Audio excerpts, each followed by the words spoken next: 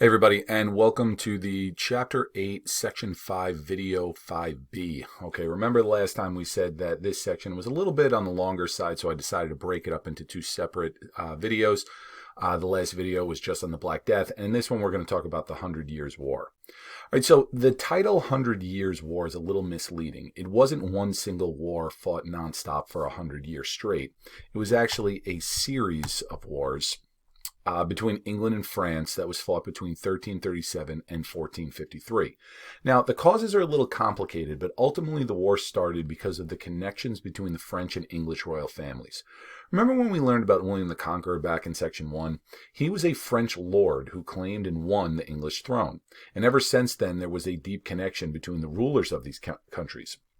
William was from Normandy, and the English kings wanted to control Normandy so they could control the English Channel, the narrow body of water separating the two countries. All right, the red shaded area is Normandy, and this body of water in here is the English Channel. So not a lot of water that separates England and France, and controlling these coastlines would be very important for trade and any type of travel, especially for troops, that goes back and forth between the two countries.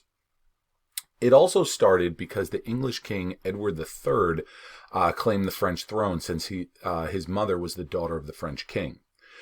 So again, there's a lot of complicated details to it. You don't really need to worry yourself too much with it, but just know that there was a very strong connection between both of these countries.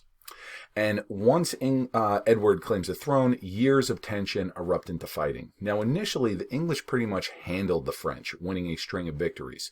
And the big thing they had going for them was this thing called the longbow.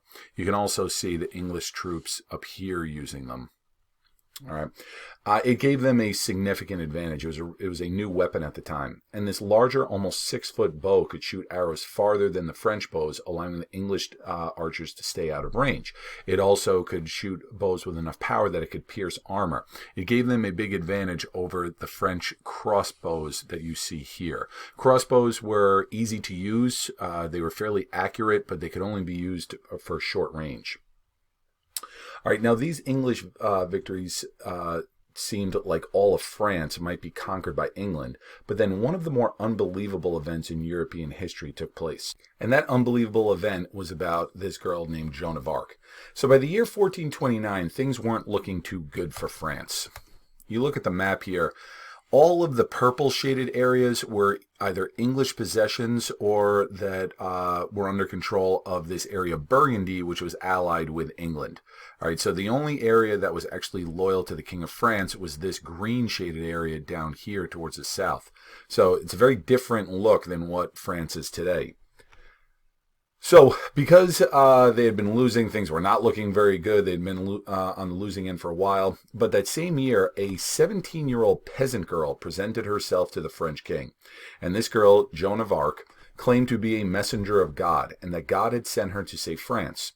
So desperate, the French king actually agreed to allow her to lead an army against the English. Now, when you stop and think about it, it really is unbelievable that a king would give a 17-year-old peasant girl command of an army. But what's even more unbelievable was that she actually started to win. She led the French to a string of victories. Eventually, Joan's successes made her a serious threat to the English, and she was captured by English spies. To discredit her, the English had her put on trial for witchcraft, because that was the only logical explanation to men of that time as to how a girl could win battles, and she was found guilty and burned at the stake. Now, Joan's execution, while obviously it didn't end well for her, it rallied the French. She became a martyr and was later even made a saint in the Catholic Church. The French successfully drove the English out of France, and the war ended in 1453, with the English only holding one small portion. Now, last thing to go over for this section is the impact of the war. There was no clear winner in the war, but the French definitely felt like they got more out of it since they drove the English from their land. The French did this with the use of cannons. Now, cannons were a fairly new way of waging war in Europe at this time. They had been around in other parts of the world for a little while, but this was the first time that they were used in Europe. The French used cannons to attack English-held castles, and cannons made armored knights and castles somewhat irrelevant, definitely less important. Gunpowder weapons and the longbow that could pierce armor showed the kings needed to invest in armies and weapons more than their feudal vassals. Now, as far as the impact on England and France, French kings expanded their power.